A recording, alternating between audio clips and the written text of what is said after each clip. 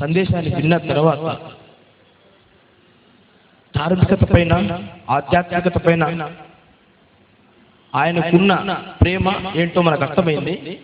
అయితే ఏ ధర్మ పరిచయ కమిటీ అయితే ఈ కార్యక్రమాన్ని నిర్వహించిందో దాని యొక్క క్లుప్త పరిచయాన్ని ముందుంచుతాను. సోదర సోదరిమణులారా, ప్రస్తుతం సమాజం మార్గభ్రష్టమైపోయింది, చిన్నాభిన్నమైపోయింది. కాబట్టి ఈ ముక్కలైన మానవ సమాజాన్ని సమైక్యపరచడానికి ధర్మ పరిచయ కమిటీ ఎంతగానో కృషి చేస్తుంది.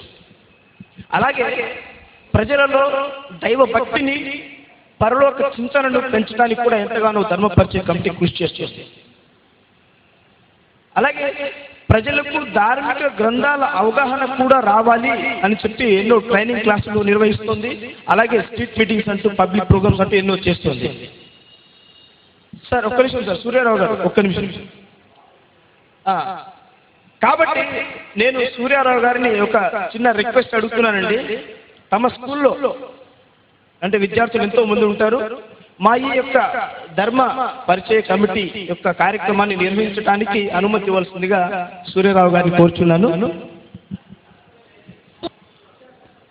విశాఖపట్నంకి మేము వస్తామండి ఇన్షాల్లా, దేవుడు కలిస్తే.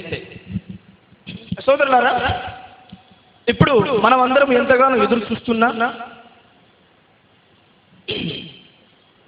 యొక్క అంశంపై ప్రసంగించడానికి జనాబ్ సయ్యద్ అహ్మద్ గారిని కోరుచున్నాను.